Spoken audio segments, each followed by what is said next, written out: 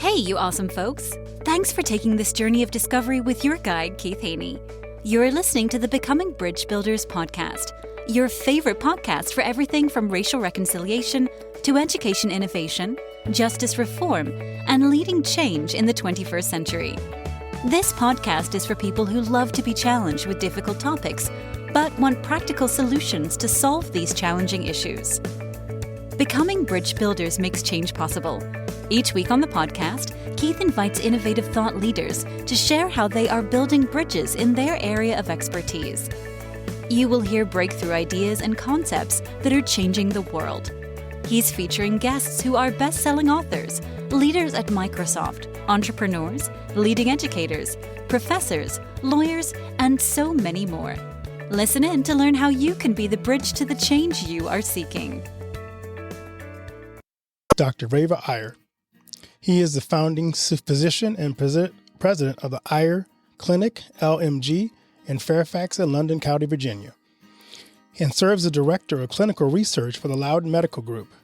A physician, scientist, inventor, author, and entrepreneur with research publications in the mechanisms of gene controls and several patents on veterinarian and human medicines. Dr. Iyer serves as the CEO of Active Power, Inc., a nutrition and wellness company he founded. He divides his time between internal medical practice and his clinical research, his family, and his 2 German shepherds. We welcome him to the podcast.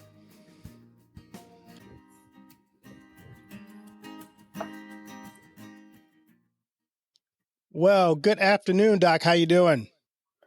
Good afternoon, Keith. It's a pleasure being here.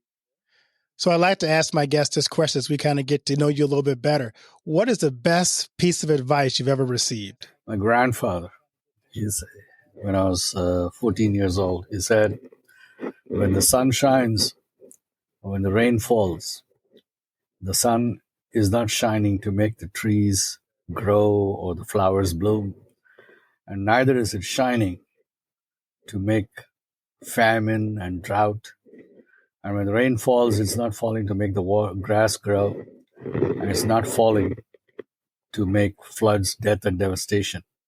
All that the sun is doing is shining, and all that the rain is doing is falling. It is you who make the story. Ooh. When it is you who make the story, why do you make miserable stories? I like that. That's interesting. It's almost like a little proverb there. I like that. Life just happens. Life is not out to either reward or punish you. Life is supremely unconcerned with our little miserable fates. It is we who have to make a story out of it. And we make it. Either we make it unconsciously or consciously. But when we make it consciously, we can choose what kind of stories we make. I like that. Interesting. So, Doc, I'd love to have you tell us about your journey, your personal story, to get a little bit better idea of who you are and the path you've taken to get where you are today. I grew up in India. I was born in Bombay, and I grew up in eastern India in a town called Jamshedpur, which is very much like Pittsburgh.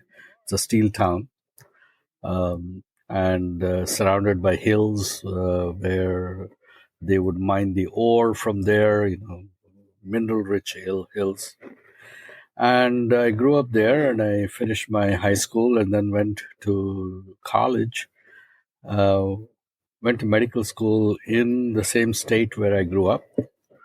My medical school was located on the banks of the Ganges. Most people have heard of the Ganges River. So me and my friend, we used to get up in the morning, go and swim in the Ganges, then come out, have hot breakfast of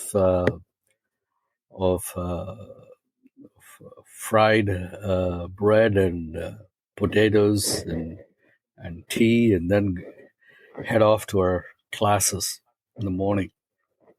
And I finished my medical school. I got my physician's license in January in next month, it will be 41 years. I got it in 1980. Wow, congratulations. 1983 January is when I got my license as a physician. And so after I did my residency, I was kind of frustrated. I was practicing in India, and I wasn't very happy with the availability of medicines. So I had all the knowledge, I could diagnose patients, but then I could not treat because I had very limited access to medicine. So I decided that I'm going to switch, and I switched into basic research, and I got a doctoral degree in that, and my work was of sufficient value and interest that I got offered a postdoctoral position to join Harvard as a research associate, and that's what brought me to the U.S. I came as a research fellow at Harvard Medical School with a dual appointment. I was a research fellow in medicine at the medical school, and I was also a research fellow in medicine at the Massachusetts General Hospital Cancer Center. So landed in Boston with about $30 in my pocket and a letter of appointment. It was like those classical stories where immigrant stories. I remember my first time when I landed in JFK, and I had to stop in New York for a couple of days. So I had a friend who was doing his doctoral work in Rockefeller. So I got off the cab station. I didn't know enough about New York to know exactly where I needed to get off. So I got off about 4 blocks early. And so I'm pulling my suitcase, it's Samsonite suitcase. I'm rolling it behind me, pulling it, walking down the street on 56th Avenue, 57th Avenue, something like that. Dragging it up, and I'm having this weird feeling. It says, this doesn't feel right. Why do I feel strange? Why do I feel strange? And I keep going 1 block, 2 blocks, and then suddenly I realize, damn, for the first time I'm a minority. Like I'm the only brown skinned guy here. Everyone here is white, and I'm standing there, and I'm looking. Says, so the first thing was, I'm a minority for the first time, and then I said, man, this feels so cool. Like I'm a minority.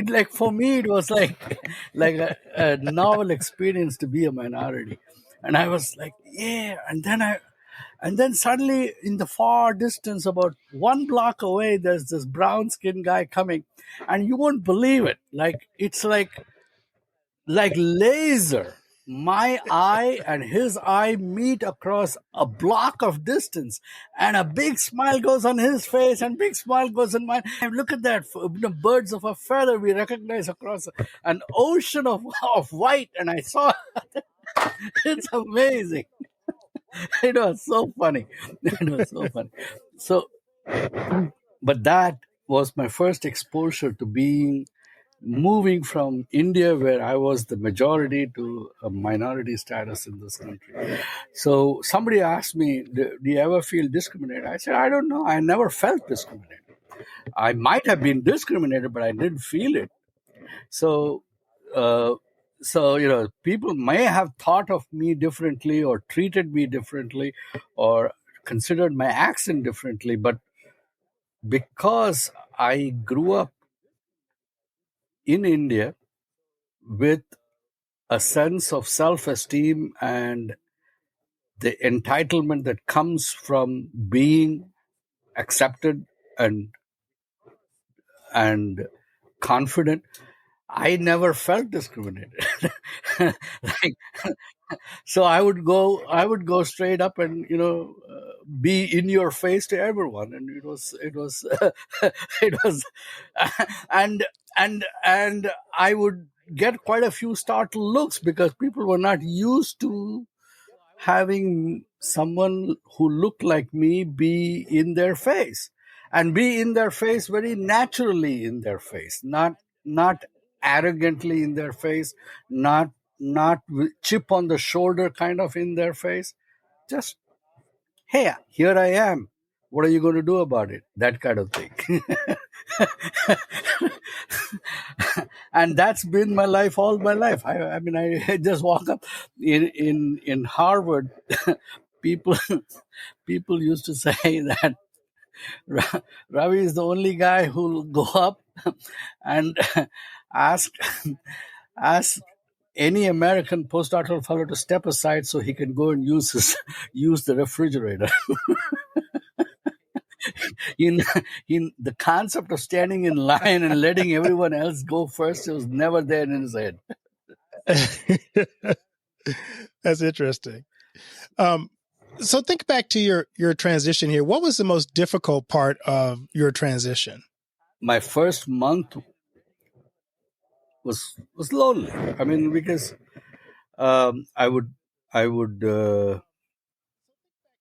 even though I was supremely confident, it was a completely different culture. The things that were important to Americans was not initially important to me back in 1988 in July of 1988 when I landed. So the first month was really lonely. I didn't display it, but internally it was very lonely. So that was hard. I remember a friend of mine, after about a month, he took me to an Indian restaurant for the first time. And it really did not hit me until I entered that Indian restaurant and I sat down and the waiter brought me a particular dish. And the dish came, and the smell, when it hit my nose, I started crying. Because it suddenly brought home all the entire world that I had left behind, and I suddenly missed it so much, because at that time, Sure. so even though I was married, I had come home, to the U.S. alone. My wife joined me about 4 months later, because she couldn't get her visa immediately, so it took a little while. And at that time, we could not call because it was $3 a minute to call. Yeah, it was expensive. So, and it, and everyone did not have a cell phone in 1988. Yeah, so it was difficult. Yeah, it's true. So things like that, things like parking your car on the street and then realizing the next morning that you were not supposed to have parked on that side of the street that day. And you're running down because the tow truck has come and you can hear the beep, beep, beep. And you're running down in your underwear from the dorm. You run straight down from the apartment, right down in the underwear, and try to get the car out before the tow truck connects and gets it out. I remember my first day at my job. My boss at lunchtime, he said, "Okay, Ravi, come on, we're all going down to the Boston Harbor. We're going for a cruise, a lunch cruise. Like for $10, you buy a sandwich, you get onto the boat for 1 hour. The boat goes all around the Boston Harbor." So I go onto the boat, and this is my second day, I think, almost over there at work. And my boss introduces me to this distinguished American scientist. I shake hands and he says, "Hello, I'm David Baltimore." And David Baltimore is a Nobel Prize winner. He won the Nobel Prize for discovering the HIV virus. And I'm looking at him, and it's my second day. I'm fresh off the boat. Wow. My second day at Harvard. And I'm looking at him and I'm saying, "Whoa, I'm having lunch with David Baltimore." And he talks to me as if I understood what he was saying. And and And I am looking at him and I'm saying, oh my God, these people really think that I know what they're talking about. and, and, and I'm saying, I better not open my mouth because if I open my mouth, they will know that not only do I not know, they'll know how much I don't know. so, so I did, and I ran and I got off that lunch cruise and I bolted into my lab and then locked myself in a room and took out every book and started studying, because I said, if I don't read up on all this, next day they're going to find out and they're going to deport me because they will realize that they have hired a moron. Their newest research fellow in medicine doesn't know a thing about science because they're talking stuff that is so far over my head that I've never even heard of this stuff. So that's my life, and that is how it was in the transition. Oh my! Their newest research fellow in medicine doesn't know a thing about science. So I'm curious, Dr. Ravi. You started out in research. What exactly were you doing your research on? What's your specialty or area of research? I'm curious. I was working on how the body fights infections. So my field was, so when I was back in India, my work was on leprosy and tuberculosis.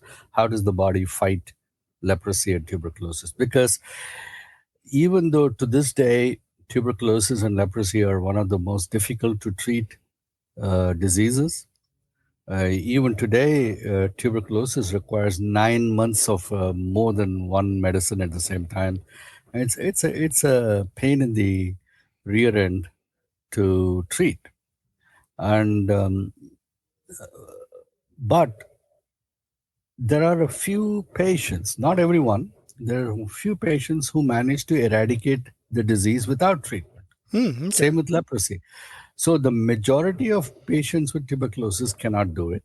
The majority of leprosy patients cannot do it. But every now and then you will find a patient who gets infected and then eradicates the disease themselves. Wow. So the question was, what was so special about these people that they were able to do it? And that was my question. So I was working on that.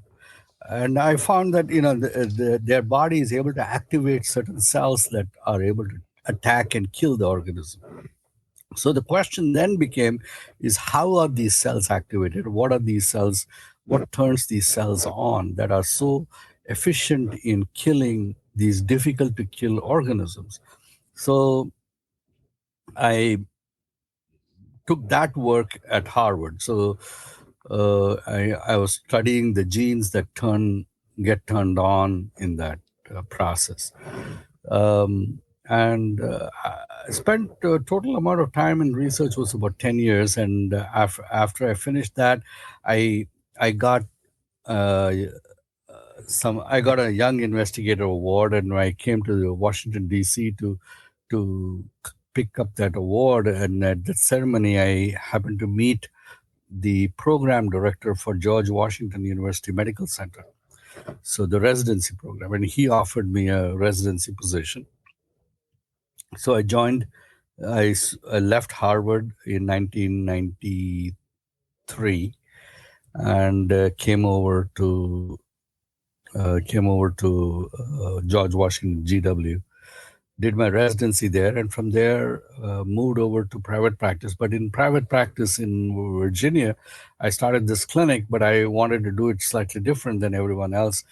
I was doing regular primary internal medicine, but I also wanted to do clinical research. So I did something that was very unusual. I combined clinical trials in my clinic along with regular, mom and pop medicine.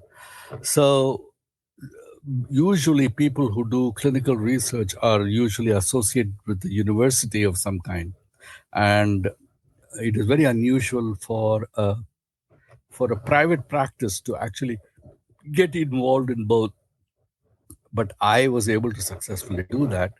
And the Iyer Clinic, which is what I started, became very, very well known as a center for both excellence in medicine as well as clinical trials, and we do both even to this day. So, and during the COVID pandemic, that really helped us because we were the one clinic that was able to leverage the latest protective equipment and so on and so forth to keep ourselves safe and to keep our patients safe. So we became we became one of the first community testing centers and treatment centers, and we became, over the course of the next year and a half, we became one of the busiest community centers in Northern Virginia. So let's talk about COVID, because I know people have a lot of misunderstandings about COVID. What did you, as a clinic, what did you discover about COVID that maybe people misunderstand about it? Stay with us. We'll be right back. And now a word from one of our sponsors, For Freedom Mobile. If you're using AT&T, Verizon, or T-Mobile, then you're being tracked. Mobile providers collect your location, communications, internet activity, even your financial transaction. They sell that data to anyone willing to pay for it and provide it to the government without a warrant. Switch to For Freedom Mobile, and you won't ever have to worry about Big Tech or Big Brother tracking you through your mobile phone again. For Freedom Mobile provides secure, unlimited talk, text, and high-speed data for just $29.99 a month, and it includes free internet roaming in over 200 countries. Sign up for the service by visiting forfreedommobile.com and using the promo code BRIDGEBUILDERS to get your first month for only $9.99. See forfreedommobile.com for details, just like the number 4, freedommobile.com.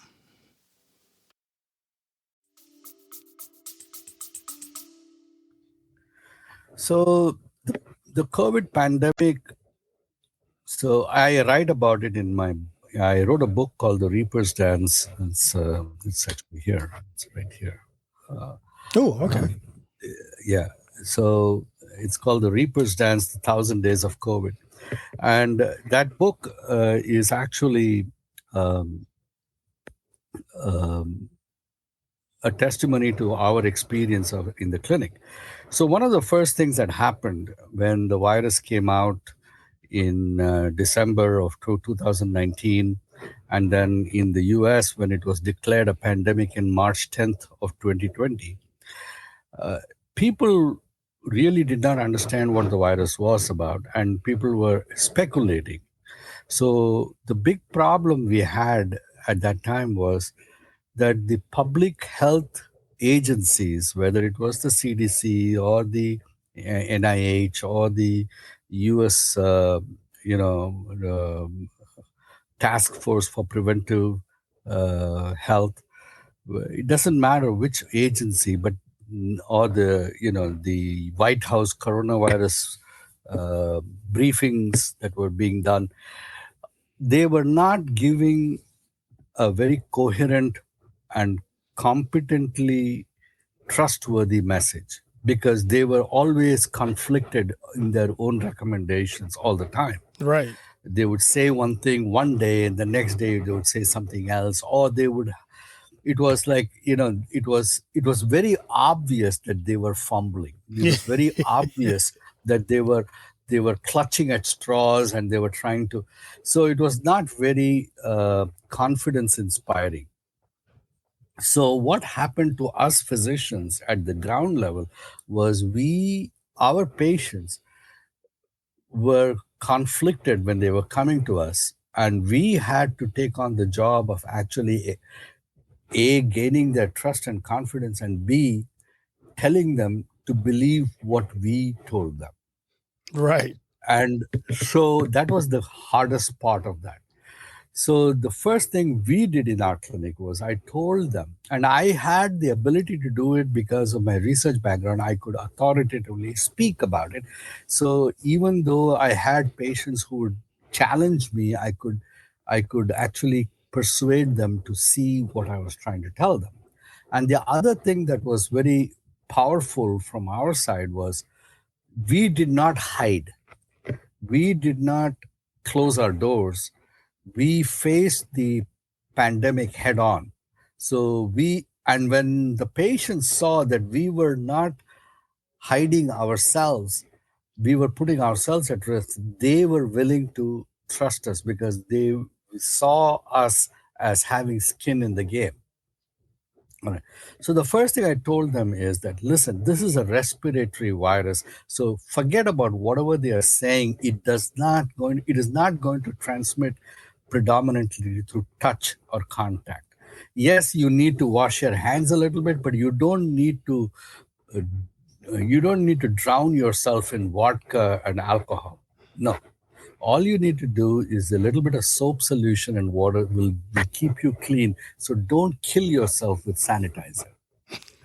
And I told my patients that I don't need to bathe in Clorox. Don't do that.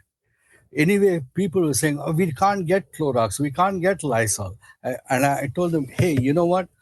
Go and get swimming pool disinfectant." Swimming pool disinfectant is available by the gallon concentrate. One gallon of concentrate swimming pool disinfectant will give you 3 years worth of diluted disinfectant. Use that. And we did that. All right. Swimming pool disinfectant was available throughout the pandemic. Nobody ever bought that off the shelf. Because they couldn't go swimming, probably. Yeah, if it is good enough to swim in, it is good enough for you. Yeah. You can. So we taught people these things. So and as a result, for example, I told people that try to get those ionizing fans that those are safer than many other things. So my patients had the advantage of the advice we were giving. So they were able to keep themselves safe. I did not lose that many patients to the disease. I got a lot of patients. We ended up having about 7,500 sick patients over the pandemic. We tested about 75,000, about 10% of them were positive. So 7,500. So, but regardless, over the 3 years, these 7,500, I have lost maybe about 20 patients died. Most of them really, really elderly patients who were already ill with other conditions, fell ill and died. And, that was understandable. They were like old oak trees, already, leaning and already ready to be pushed over. And this was a strong wind and pushed it over. But the rest of the patients who got sick, they all survived. They all got better. The real impact we did in our COVID patients was that my patients did not fall ill for long periods of time. See, they would get sick, they would fall sick for about 10 to 15 days, and then they would get better, and they would not drag on with achy and tired and exhausted for months on end. And that was because we had all of them on a unique combination of supplements that we had developed in the clinic. And that was really helpful in that post-COVID fatigue part. The other thing that we really understood in the clinic was that COVID was producing the bulk of its problems because it was triggering an excessive amount of inflammation in the body. So anti-inflammatories really made a difference. And early on, we started patients on things like aspirin. All my COVID patients would get aspirin for a whole year. I would put them on 81 milligrams of aspirin for 1 year after they got COVID. So because that reduced their incidence of clots and reduced their inflammatory burden. Early on, we put the more ill patients on prednisone, and that made a big help. And later on, even hospitals started using prednisone as a standard treatment for all COVID patients. So during the first 3 or 4 months, the medical establishment was running around like a chicken with its head cut off. And that was the biggest tragedy of the pandemic. Yeah. So, a lot of people are always trying to find good locations to find good medical advice. Do you have a site or your writings that you recommend if people are trying to get, good informative answers about medical situations? Where could they go find that information? Well, my clinic, we have a website called theiyerclinic.com, but we don't do, I don't have a medical blog or something like that. But if somebody were to email me, I'll answer them. And I'll answer them, and I will to the extent that is legally possible, and which is I will give general wellness advice. That's not a problem. When it starts going into more esoteric questions, then I'll say, listen, I can't do all of this over remotely. You're going to have to come face to face so that I can actually talk to you and get a better feel. It is not fair to you. It's not fair to me to do that. But yeah. But if somebody were to ask me routine medical advice, there are certain things like what can I do to reduce my cardiovascular risk? What can I do to reduce my inflammatory burden in my body? Yeah, I can definitely give advice like that. That's easily done. There's plenty of good authoritative work that is already there that can be reliably handed out to people for them to use. So you do a lot of writing, you said. So where can people find your writings and learn more about what you do? Yeah, my website is www.driyer.com, driyer.com. And if you go there, that's my one place where you can see everything I do. The books that I write, I'm right now in my second book that I'm developing along with two really brilliant students. We're writing on neurodiversity, on how do you marry neurodiverse people and neurotypical people in tomorrow's workforce? Because tomorrow's workforce is going to be more and more brain power. And in the creativity aspect, people with ADHD, people with autism spectrum disorder, Asperger's syndrome, these are the people who are really, really creative.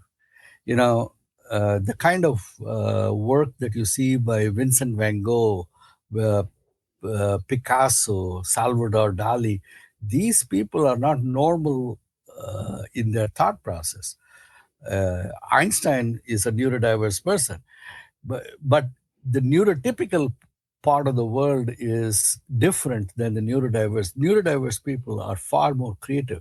They have other problems in execution. So in tomorrow's workforce, we are going to be less and less muscle power and more mind power.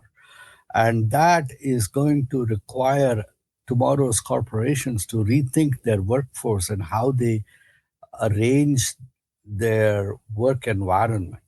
So that's my next book that we are working on.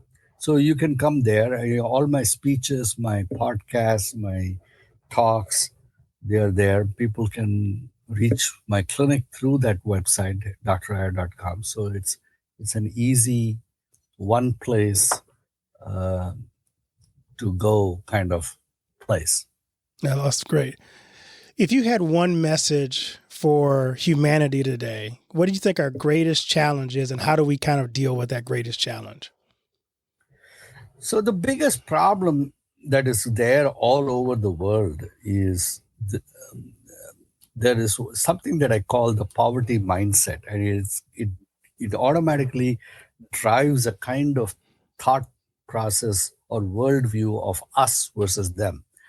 And I'm going to explain that a little bit more. See, the vast majority of people on the planet, it doesn't matter if it's the US or it's India or the Europe, it doesn't matter. Everyone is living life as if that the things that matter most to them, the things that they want most of, is in short supply. They live as if that if they don't grab it right now, it's going to go away. It's going to either decay or disappear or going to be taken away by somebody else. And they got to grab at it. They got to literally snatch it, even necessarily, sometimes maybe even snatch it out of somebody else's mouth if for them to have it, because if they don't get it now, they're never going to get it. So this particular problem is what I call the poverty mindset. Because they believe that the resources of their life is defined in time and space. They think that they are physical objects. And the problem with that is that in actuality, the resources are not out there, they are in here. Right. They are inside. And unless you realize that to be resourceful requires you to understand that you are the creator of resources. And once you understand that, you suddenly become full of resources. See, resourcefulness is a state of mind. It is not somebody who has everything in the world in his possession. A resourceful person is a state of mind which makes him able to create resources no matter in what situation he's put in. No matter what circumstance life throws at him, he turns it to his advantage. That kind of person is the leader and the steward of life. Such people operate in what I call the abundance mindset or a creator mindset. They actually live that they are the architect of the world all around them. And it is not some special magic. It is a learned behavior. You can actually learn it and you can develop it. So one of the things I recognized during the pandemic was when people were face to face with their mortality, they became so starved of their own confidence. They became so depleted of faith that they could not even consider themselves as capable of creating even the simplest things in their life.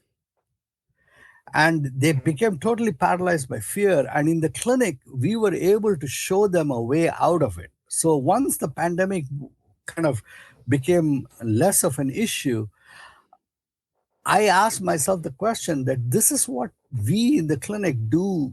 For 40 years, we have been doing it, but we have been doing it one-on-one, every one person at a time. And I felt that the time had come for me to take that message out to a larger platform and actually teach people that, hey, this is how you live so that you become resourceful. Because then when the next pandemic or the next crisis comes, you can't go around running around saying that I don't have Clorox and don't have Lysol. You're going to have to figure out how to create Clorox and like we did. Right. We were resourceful. Do you know there was no protective gowns because everything was made in China and Right. China shut down. Right. All right. But guess what we did in the clinic? We bought snow pants. You know the for outside. Yeah. The polyester, not the insulated ones. Oh, the okay. thin poly, which just prevents the snow from wetting your clothes. Oh yeah. All right. We bought snow pants and wind cheaters and used that as PPE. It is if it can prevent being wetted, that means it can prevent any body fluid from coming through. Right. If it can prevent water from going through, it can prevent body fluid from going through. So and what is more important is that the industrial medical grade PPE was disposable. It was a single use, so it was really expensive. You use once, you had to throw it away. This one, we just wore it and then disinfected it with our swimming pool detergent. That's it. Wow. And at the end of the day, we just put it in the washing machine, hot water cycle, and took it out, and then it was ready for the next day. Wow, that's resourceful. Yeah. That is what I mean.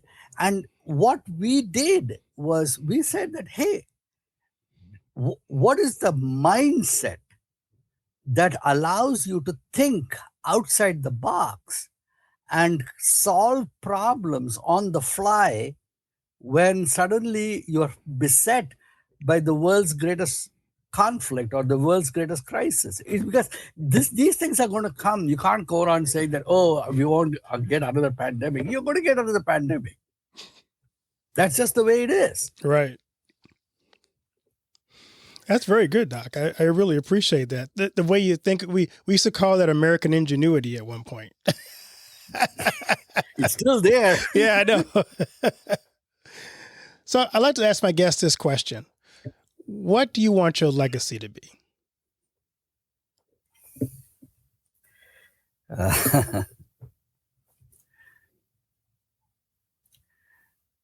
I just want to be known as a person who cared. That's all. I love that. That's all. He cared. That is so needed in today's culture, are people who care and who emanate that from their very existence, their work, their interaction with people. We just need people who you can say that about. I can genuinely think he cared about me. Yeah. That's all we need in this world. Yeah. People who care. Because once you do that, then everything else automatically comes. Wealth comes, success comes, happiness, family, connections, friendship, love. Everything comes if you care. Right. So, Doc, one other question. What are you most excited about in this season of your life and your practice? I'm excited about where my life is going right now. It's I made the decision to do this in Thanksgiving of last year, of 2022. I started writing the book December 10th. By February 11th, the book was done. And then I tinkered with it and then published it in May. And then decided to go on the podcast journey in July. And now 4 months later, we've done about 40 podcasts. And I just got named on who's who in America and who's who in top professionals. So the next year looks really exciting for me. I feel that I can get out there and get people to rethink how they live in a way that allows them to become a catalyst for change. I'm 65 years old and I think I'm just getting started. So this is really exciting. Well, I'm so glad you were able to come on my podcast and share that with my audience. So thank you for doing that. Oh, thank you. It's a pleasure to talk to you today. So where can people find your writings and where can they connect with you on social media? On social media, if you go on YouTube, it is at Dr. Iyer MD, DRIYER MD. You can find me. On Twitter, you can find me on at Dr. Iyer _MD. You know, that little line that you do and then MD. On Facebook, you can find it at Iyer Clinic MD, Facebook Iyer Clinic MD. But you can go to all of that if you just go to that website I said, driyer.com, driyer.com. You have links at the bottom, at the footer of the page. You can go to all over. And the book, you will get it on Amazon. My next book will also be on Amazon.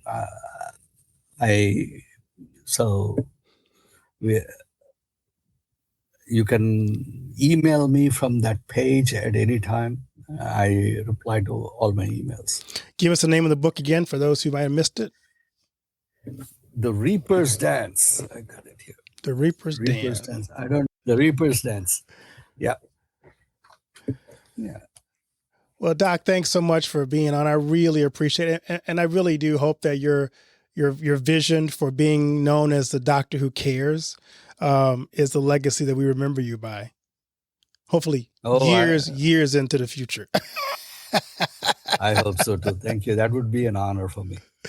Well, thank you for being a great guest on the podcast, and may people look up your book and get things. I think it's a wonderful read and resource, and may they connect with you and figure out more about how you can kind of encourage them to be resourceful as opposed to looking for being kind of in dire need of things, but to think about how to look for the things you need around you. So thank you for sharing that. Thank you.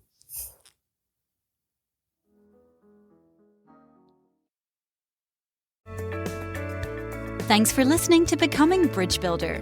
If you enjoyed this episode and want to help support the podcast, please subscribe and share it with others. Post about it on social media or leave a rating and review.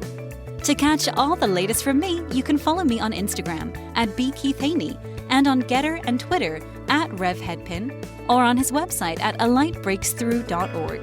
Thanks again and tune in next time. Do you know that most entrepreneurs hit a revenue ceiling and have no idea why? They're working harder, spending more money, running more ads, but revenue stays flat. My friend Dr. Noor St. John calls this the invisible break. He's giving our listeners a free revenue ceiling audit to help you see what's really holding you back. You'll get a free 30-day membership to KnowaBot, giving you access to Dr. Noor's 30 years of experience to help you reach your next level. But hurry, because there's only 50 available this month. So if you're tired of being stuck at the same revenue level and want to finally break through, get your free revenue ceiling audit at drnorvault.com in the affiliate link that'll be listed in the show notes. Thanks for listening to Becoming Bridge Builder. If you enjoyed this episode and want to help support the podcast, please subscribe and share it with others. Post about it on social media or leave a rating and review. To catch all the latest from me, you can follow me on Instagram at @bkeithhaney and on Getter and Twitter @RevHeadpin. Thanks again and tune in next time.